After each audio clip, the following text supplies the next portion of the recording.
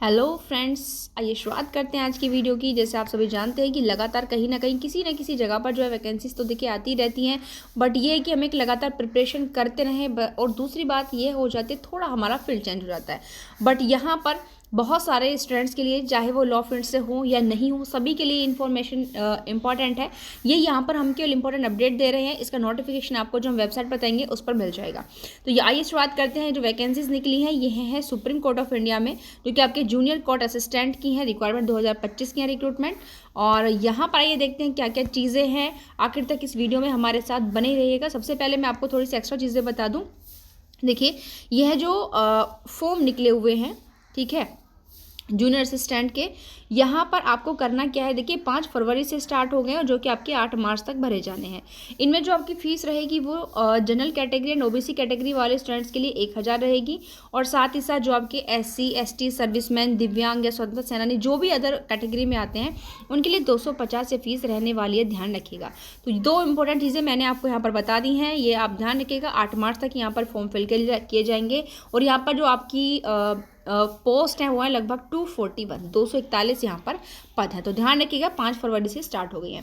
आइए बात करते हैं एलिजिबिलिटी की। उम्मीदवार जो रहेंगे वो किसी भी मान्यता प्राप्त यूनिवर्सिटी से किसी भी विषय में उसके लिए डिग्री होनी चाहिए। देखिए, यहाँ पर इस पोस्ट के लिए जो है कोई किसी के लिए लॉ मैंडेटरी नहीं है किसी भी, बट जिस यूनिवर्सिटी से आपने यूनिवर्सिटी मान्यता प्राप्त होनी चाहिए और आपके पास डिग्री होनी चाहिए मान्यता प्राप्त यूनिवर्सिटी की।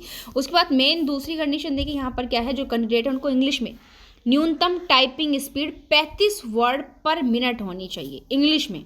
इसके साथ ही उम्मीदवारों को कंप्यूटर की नॉलेज भी होनी चाहिए। इसीलिए यह जो पोस्ट है किसी भी मान्यता प्राप्त विश्वविद्यालय से कोई भी डिग्री रखने वाले कैंडिडेट के लिए, जैसे मैंने शुरुआत में कहा कि ये किसी लॉ स्टूडेंट के लिए ही मैंडेटरी नहीं है, कोई भी इनको डाल सकता है। बट ये वाली क्वालिफिकेशन उसके अंदर होनी चाहिए, ये वाली क्वालिफिकेशन उनके अंदर होनी चाहिए। एज कितने से कितने तक डाल सकते हैं, तो 18 वर्ष से लेकर के 30 वर्ष तक की एज के जो कैंडिडेट है वो डाल सकते हैं। 8 मार्च देखिए इनकी लास्ट है वैसे फॉर्म फिल करने की भी, बट जो एज भी यहाँ पर कैलकुलेट की जाएगी वो भी 8 मार्च 2025 के अकॉर्डिंग यहाँ पर एज भी कैलकुलेट की जाने वाली है। उसके बाद यहाँ पर देखिए, जो एज रिलैक्सेशन होता है वो आरक्षित वर्ग के उम्मीदवारों को अधिकतम आयु सीमा में छूट प्रदान की जाएगी। वो आपका फुल नोटिफिकेशन आपको बताएंगे कि कौन सी वेबसाइट पर आपको मिलेगा। और साथ ही साथ यहाँ पर मेनली अब आइए बताते हैं कि कहाँ किस वेबसाइट पर जाकर आप फुल नोटिफिकेशन देख सकते हैं। यहाँ तो सबसे पहले जो आपको ये supreme court of India .gov.in पर जाना होगा, इस वेबसाइट पर, जहाँ पर आपको इसका फुल नोटिफिकेशन भी मिलेगा।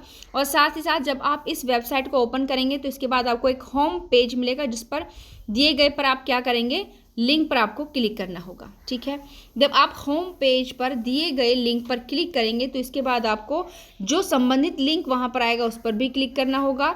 अब अपना टू रजिस्ट्रेशन पर क्लिक करने के बाद आप अपनी डिटेल जो है आराम से भर सकते हैं। और जैसे ही अपना पूरा एप्लीकेशन फॉर्म फिल कर देंगे, ज़रूरी डॉक्यूमेंट जो भी आपसे वो रिक्वायरमेंट है, जो भी एलिजिबिलिटी के डॉक्यूमेंट्स आपसे मांग रहा है, उनको आप अपलोड कर देंगे तो आपका जो है फॉर्म वहाँ पर फिल हो जाएगा। इसके बाद आपको एप्लीकेशन फ़ीस जमा करने के बाद फॉर्म को सबमिट कर देना है।